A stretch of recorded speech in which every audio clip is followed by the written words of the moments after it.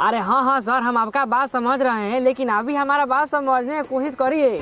तू तो सर अपना मेहरारू के साथ रजाई हमारा आई चढ़ हमारा के भेज देना बड़ा ग्रुप खोलेगा। कोनो बहान चला ग्रुप खोलेगा नाम लेता आ एक तो तू माधर चौदह के बांस करके रखे हो, ग्रुप खोलो रख सरवा।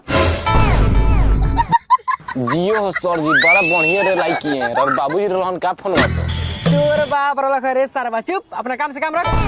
ऐसा ही अपने स्वाभिमान के साथ डटल रहिएगा सर जी। 2 रुपया ईमानदारी पूर्वक कमाए खाइएगा भाई, गान मरवा के ना। थैंक यू, लेकिन ते कौन बड़ रे सरवा, बिना हमरा के जानले पहचाने खुलियाम सपोर्ट करता है। प्रणाम सर जी। खिसियाई मत, आवे में तनी लेट हो गइल ह। हमर मरद नतिया छोड़ते मानू रहल। खुश रहा। खाली होई आधार कार्ड पहले हमरे खोल दे। ग्रुप बतार छोड़ी कहाँ से मुंह पर 4 किलो मेकअप छुपाई मुंह तो हमार डोल देख के आ तू आवते है सरवन के जैसन हमरा। अरे पहले हमरा बात के समझ के हम कैसन ग्रुप खोले आई बनी। ए कैसन ग्रुप होगा पहले हमार खोली। अरे यार तू हमरा मेहरारू के उम्र के बाड़ू, हम नहीं चाहत कि हमरा हट में तारा साथे कुछ गलत हो जाओ। अब बैठो। बारका भौलवा बात सारा बुझाते नहीं कौन ग्रुप खोला था। अब पूछला के बाद गाड़ी के मुंह बोला था। ए भूल देखी लो रउआ इतना प्यार से मन देखी ना तब प्यार हो जाई। हमार बात सुनी लो, हम जोन ग्रुप खोला तानी ई पैसा मिलो ना हो, ई एगो विदेशी कंपनी हो। पहले में 5 लाख रुपया जमा करे के पड़ी, ओकरा बाद धीरे धीरे सरकार रुआ लोगिन के 50 लाख रुपया दी, वही में अपन जिंदगी ऐश आराम से बिता सकता। बहिन चोदऊ पैसा के बात करेनु तो मार चपल के गर्दे झाड़ दे। एगो तो हमनी के गरीब आदमी, दूसरा खेत में दिन में गाय मरा के 2 रुपया कमाई छो, तोरा 5 लाख रुपया कहां से देम रे अपन गाय बेच के। ठीक कन्या भैया जी, मारी दो गलो का और 2-4 चप्पल। एगो तो बाजार 5 रुपया ना देला, फिर आदमी बाजार पर जाके लिपस्टिक किनो आ इनका के तले कहां से दे 5 लाख रुपया दे देलो। हम दो लेंगे हां मोगा फाइनल मत करो, हमरा ग्रुप में ज्वाइन नहीं हो जाता रे 50,000 रुपया के महीने दे। साचो का सर जी, माफ कर दे, गलती से ते होते रहे। चलिए हम तैयार बनी। चलो अब तू लोग आइन चलो लोन के बदला ला उठा लो। चलिए ए हट्टा छिनड़ो, हम तोर देवर बानी, भतार ना कि तार खा। चप्पल केने बा? हां नु माने रतिया में मजा आइला जब दू लइका के माई बना देनी त चलल बाड़ू हमरे माई बोले। रतिया में हम तोरा बिछौना में घुसे ना गए रही, ती यार ओस हमरा राजाई में घुस के जवानी के पानी पिए त का करे। रुका भी तोरा के बताओ तो। छोड़ तू। मम्मी पापा कौन मारता रे?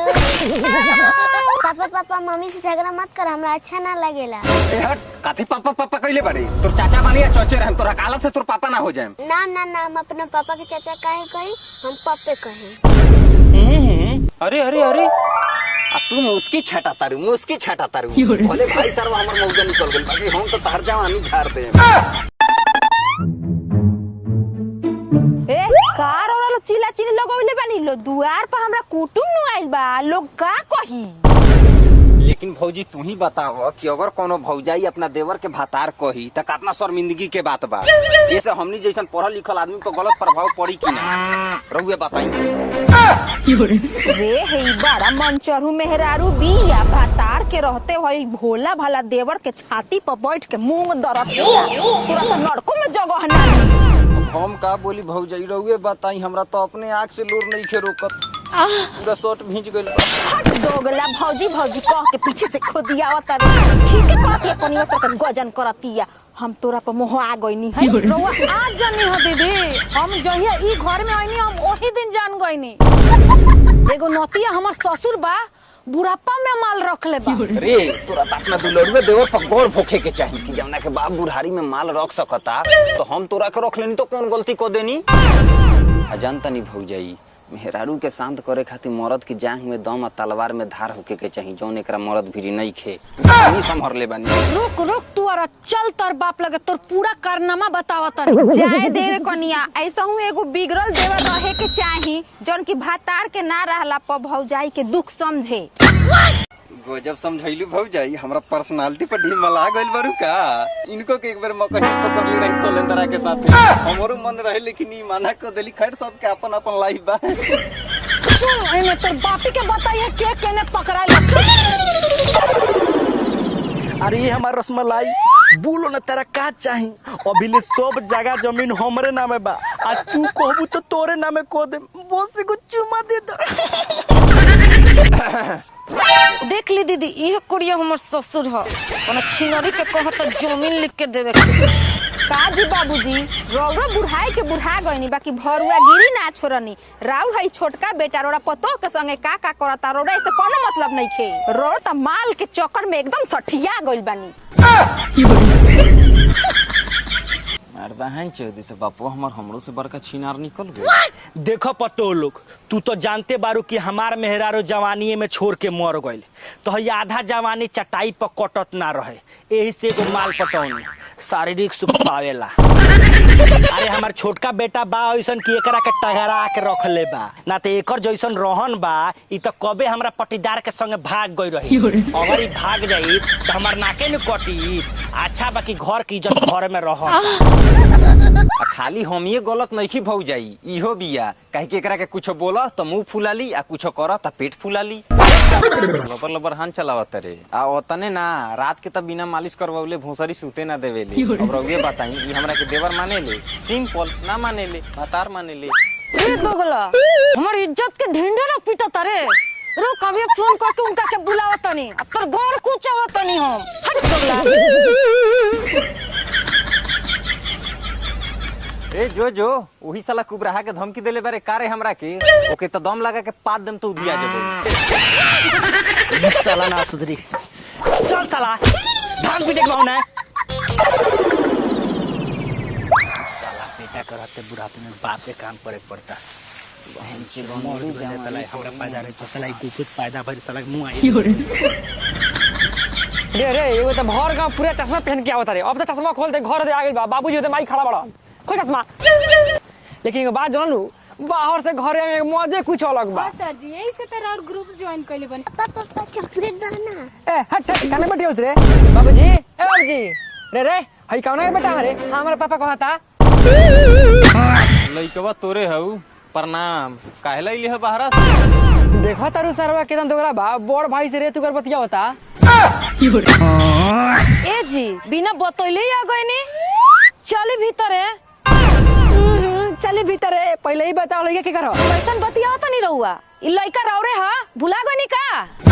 अच्छा हमार दिमाग का दहा के गाड़ के हो ना कि तार बतिया मान ली। बियाह को के बिना सुहाग रात मनोले हम विदेश चल गइनी। आवते एगो लइका कहां से गई रे बिना कुछ कइले?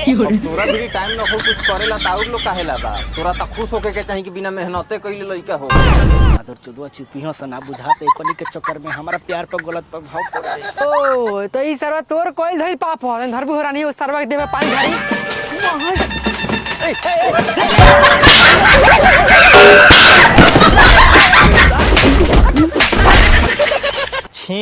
छी राम राम राम। घोर कलयुग आ गइल बा। देवर अपना भौजाई के सामने छी कहूं में लाज लागता। सरपंच जी हई देवर अपना भौजाई के साथ गलत नहीं किया है, भौजाइये देवर के साथ गलत की है। लेकिन दुनिया माधरचोद है, लेडीज का ही सपोर्ट करता है। जैसे मैं रहूँगा रे बबू काठी तकले बड़े मार तो दूज तक गिरा के।